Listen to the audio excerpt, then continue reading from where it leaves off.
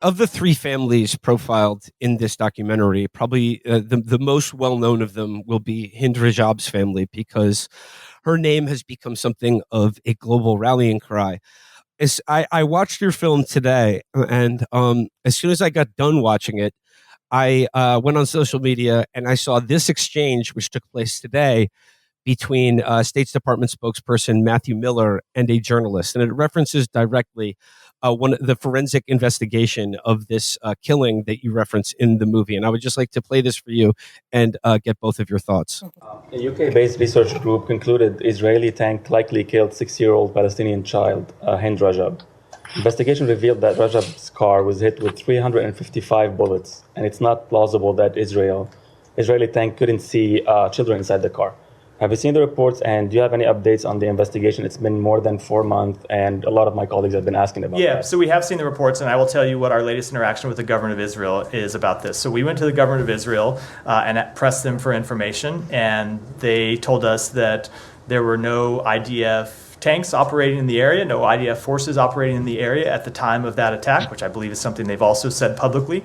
After further reporting, we went back to them and pressed them again. And so what they told us is that they went to the UN organizations, they went to the Palestinian Red Crescent, they asked for information, because you've seen all of those organizations quoted in stories. They asked for information that they could use to further an investigation, and no one provided them with any information. That's the latest that we have on the So case. who shot the 355 tank bullets? I'm not able to, look, I'm not on the ground. I can't offer any kind of assessment about this. That's why we've called for the government of Israel to conduct an investigation.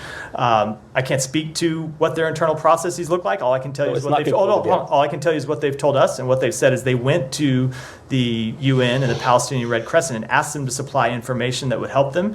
And what they claim is that they were given none. But it's not concluded yet, the investigation, or is it concluded? I would refer you to the government of Israel for that. I can only tell you what they have told us. Okay. Sharif, what I mean, in light of this documentary, what do you make of the Israeli claim given voice by the U.S. State Department that there were, quote, no tanks in the area? I can say with a lot of confidence that this is a lie.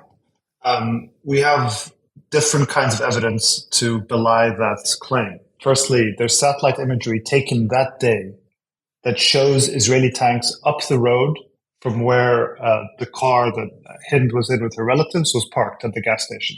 There's a satellite image that shows the tanks. Secondly, we have 2 recordings of Leanne, 15 years old, telling the Red Crescent that there's a tank right next to her and it's shooting, and then you hear the shooting. And thirdly, you hear Hind, also 6-year-old, saying there's a tank right next to the car. So that's also testimony, that is evidence. And finally, through the analysis that we worked with forensic architecture and earshot, they analyzed the phone call with Leanne, where you hear 64 gunshots. Those gunshots are all similar in characteristics, similar in loudness, and they happen at a speed of about 900 rounds per minute, which is in excess of what an AK-47 rifle could fire, and is consistent with the machine gun that's mounted on a Merkava tank. So all of this evidence belies these claims, and Matt Miller and the State Department have been asked about this investigation, so-called investigation by the Israeli government, time and time again, ever since Hind was killed at the end of January, and clearly nothing's happening.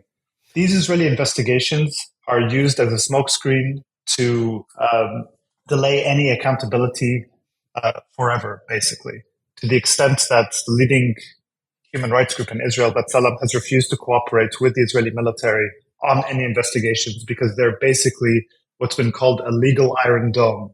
They just say they're investigating, but they don't actually investigate, and there's very rarely, hardly ever, any accountability. I don't know if you caught it there, but Miller almost said we're supporting an independent investigation before catching himself. But the killing of Hind and her cousin is but merely like one facet of this atrocity. Could you talk about the Palestinian Red Crescent? And now the thing is, this is the most well-known atrocity in this documentary, certainly the one I was aware of. But to our listeners, you do not really understand what happened here until you listen to what are essentially the 911 calls to the Palestinian Red Crescent. Could you render for our listeners what happened and who they were talking to on the phone and what happened when help was dispatched? Sure. So in a nutshell, basically, I mean, the story of this family is actually quite common in Gaza, unfortunately. Wissam Hamada, who's Hind's mother, fled her home in Gaza City in the north on orders from the Israeli military to go south. They went south. The south continued to be bombed. So they made the decision to go back north. They go back north. They, again, can't find safety there.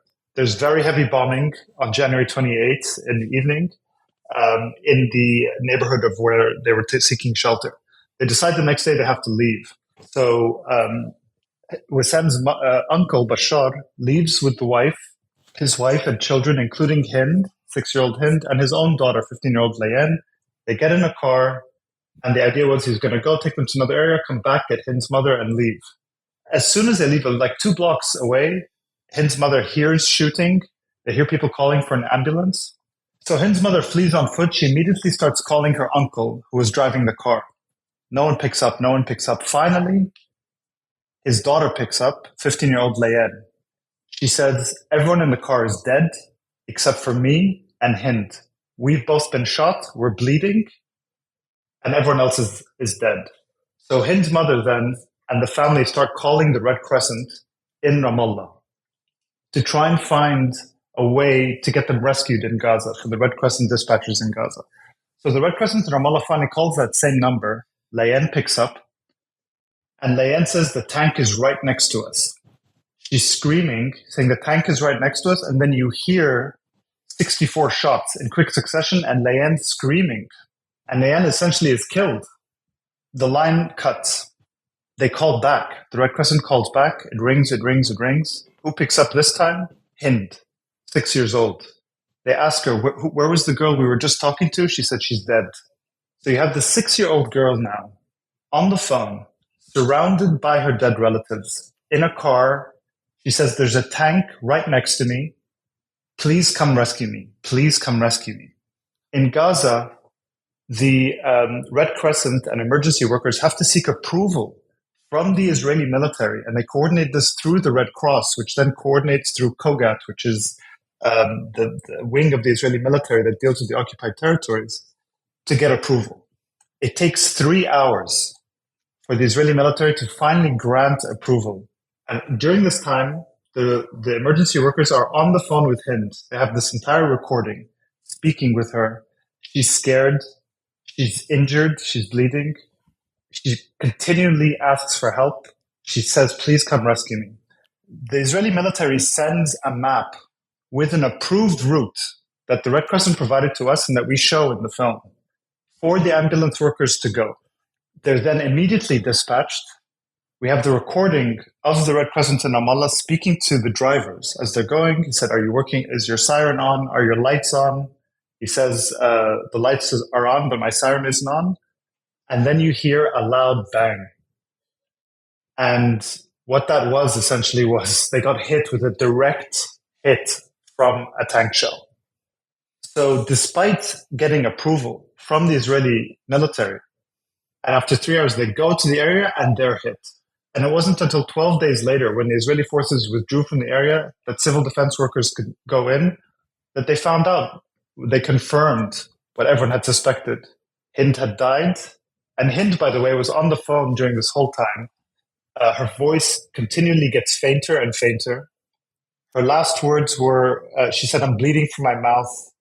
So they told her, okay, just use your dress and wipe your mouth with the sleeve of your dress. And she says, I don't want to upset my mother and get the dress dirty. They had patched her mother in. Her mother says, don't worry, my love. Just do that and I will clean the dress for you. And that was the last we ever heard of Hind. And when they arrived 12 days later, they found the entire family dead. They found just a few dozen meters away, the ambulance completely destroyed in what looked like a direct hit. And we do an investigation with forensic architecture that shows the entry and exit of the munition. And, this case reverberated around the world because we have this recording of Hind that was then broadcast. And she became an icon of both Palestinian suffering and Palestinian resilience. Sharif, yeah, the moment you talk about at the end of the call where she says she doesn't want to get her dress dirty, absolutely destroyed me. And just like speaking personally, I don't have kids, but I can, for anyone who does, especially small children, watching this documentary will be almost unbearable. And it's made even more so by the fact that this is a daily reality for like 2 million people in Gaza right now. And then speaking of the Red Crescent ambulance, I mean, like just the sentence alone, the ambulance was hit with an anti-tank shell, should tell you everything. These are munitions that are used to fight armor in a war that's being used to obliterate an ambulance. And then your colleagues in Gaza have, footage of the gas station where this occurred. The remnants of the ambulance is still there, as are the spent rounds on the floor. And the Hind's case is the most well-known one, but like the thing about this movie is in the three cases that you examine, these are really each of them stand-ins for so many other stories in Gaza. These are just but a keyhole glimpse